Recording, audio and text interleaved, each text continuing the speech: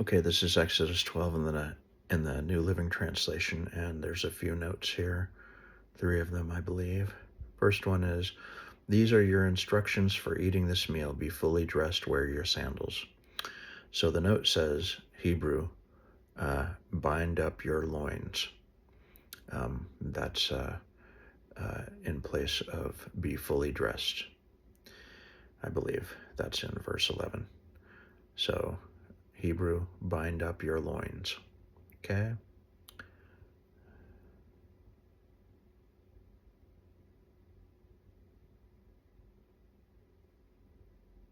All right, the next one is, there were about 600,000 men plus all the women and children. And it says, um, or fighting men. Hebrew reads men on foot. So obviously that has to do with there were about 600,000 men. So that would be there were about 600,000 men. That would be, or there were about 600,000 fighting men. Hebrew reads men on foot, so that'd be there were about 600,000 men on foot. Okay. Next one is the people of Israel had lived in Egypt for 430 years. Samaritan Pentateuch, it says, Samaritan Pentateuch reads in Canaan and Egypt. Greek version reads in Egypt and Canaan. In other words, the people of Israel had lived in Egypt for 430 years. Samaritan Pentateuch reads the people of Israel had lived in Canaan and Egypt for 430 years. Greek version reads the people of Israel had lived in Egypt and Canaan for 430 years. So Samaritan Pentateuch reads in Canaan and Egypt. Greek version reads in Egypt and Canaan, just switching them back and forth. Pretty sure that's all of them. Okay, that's all. All right, here it is. While the Israelites were still in the land of Egypt, the Lord gave the following instructions to Moses and Aaron. From now on, this month will be the first month of the year for you. Announce to the whole community of Israel that on the 10th day of this month, each family must choose a lamb or a young goat for a sacrifice, one animal for each household. If a family is too small to eat a whole animal, let them share with another family in the neighborhood. Divide the animal according to the size of each family and how much they can eat. The animal you select must be a 1-year-old male, either a sheep or a goat, with no defects. Take special care of this chosen animal until the evening of the 14th day of this month. Let me read that again. Take special care of this chosen animal until the evening of the 14th day of this first month. Then the whole assembly of the community of Israel must slaughter their lamb or young goat at twilight. They are to take some of the blood and smear it on the sides and top of the door frames of the houses where they eat the animal. That same night they must roast the meat over a fire and eat it along with bitter salad greens and bread made without yeast. Do not eat any of the meat raw or boiled in water. The whole animal, including the head, legs, and internal organs, must be roasted over a fire. Do not leave any of it until the next morning. Burn whatever is not eaten before morning. These are your instructions for eating this meal. Be fully dressed, wear your sandals, and carry your walking stick in your hand. Eat the meal with urgency, for this is the Lord's Passover. On that night I will pass through the land of Egypt and strike down every firstborn son and firstborn male animal in the land of Egypt. I will execute judgment against all the gods of Egypt, for I am the Lord. But the blood on your doorposts will serve as a sign, marking the houses where you are staying. When I see the blood, I will pass over you. This plague of death will not touch you when I strike the land of Egypt. This is a day to remember. Each year, from generation to generation, you must celebrate it as a special festival to the Lord. This is a law for all time. For 7 days, the bread you eat must be made without yeast. On the first day of the festival, remove every trace of yeast from your homes. Anyone who eats bread made with yeast during the 7 days of the festival will be cut off from the community of Israel. On the first day of the festival, and again on the 7th day, all the people must observe an official day for holy assembly. No work of any kind may be done on these days except in the preparation of food. Celebrate this festival of unleavened bread, for it will remind you that I brought your forces out of the land of Egypt on this very day. This festival will be a permanent law for you. Celebrate this day from generation to generation. The bread you eat must be made without yeast from the evening of the 14th day of the first month until the evening of the 21st day of that month. During those 7 days, there must be no trace of yeast in your homes. Anyone who eats anything made with yeast during this week will be cut off from the community of Israel.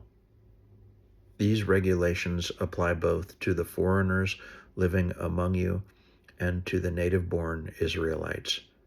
During those days, you must not eat anything made with yeast. Wherever you live, eat only bread made without yeast. Then Moses called all the elders of Israel together and said to them, Go, pick out a lamb or young goat for each of your families and slaughter the Passover animal. Drain the blood into a basin. Then take a bundle of hyssop branches and dip it into the blood. Brush the hyssop across the top and sides of the door frames of your houses. And no one may go out through the door until morning. For the Lord will pass through the land to strike down the Egyptians. But when he sees the blood on the top and sides of the door frame, the Lord will pass over your home. He will not permit his death angel to enter your house and strike you down. Remember, these instructions are a permanent law that you and your descendants must observe forever. When you enter the land the Lord has promised to give you, you will continue to observe this ceremony. Then your children will ask, What does this ceremony mean? And you will reply, It is the Passover sacrifice to the Lord, for he passed over the houses of the Israelites in Egypt. And though he struck the Egyptians, he spared our families. When Moses had finished speaking, all the people bowed down to the ground and worshipped. So the people of Israel did just as the Lord had commanded through Moses and Aaron. And that night at midnight, the Lord struck down all the firstborn sons in the land of Egypt, from the firstborn son of Pharaoh who sat on his throne to the firstborn son of the prisoner in the dungeon. Even the firstborn of their livestock were killed. Pharaoh and all his officials and all the people of Egypt woke up during the night. and loud wailing was heard throughout the land of Egypt. There was not a single house where someone had not died. Pharaoh sent for Moses and Aaron during the night. "Get out," he ordered. "Leave my people and take the rest of the Israelites with you. Go and worship the Lord as you have requested. Take your flocks and herds, as you said, and be gone. Go, but bless me as you leave." All the Egyptians urged the people of Israel to get out of the land as quickly as possible, for they thought, "We will all die." The Israelites took their bread dough before yeast was added. They wrapped their kneading boards in their cloaks and carried them on their shoulders. And the people of Israel did as Moses had instructed. They asked the Egyptians for clothing and articles of silver and gold. The Lord caused the Egyptians to look favorably on the Israelites, and they gave the Israelites whatever they asked for. So they stripped the Egyptians of their wealth. That night, the people of Israel left Ramses and started for Succoth. There were about 600,000 men, plus all the women and children. A rabble of non-Israelites went with them, along with great flocks and herds of livestock. For bread, they baked flat cakes from the dough without yeast they had brought from Egypt.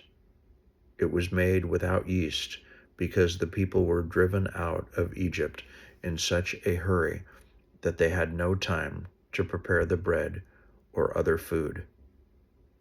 The people of Israel had lived in Egypt for 430 years. In fact, it was on the last day of the 430th year that all the Lord's forces left the land.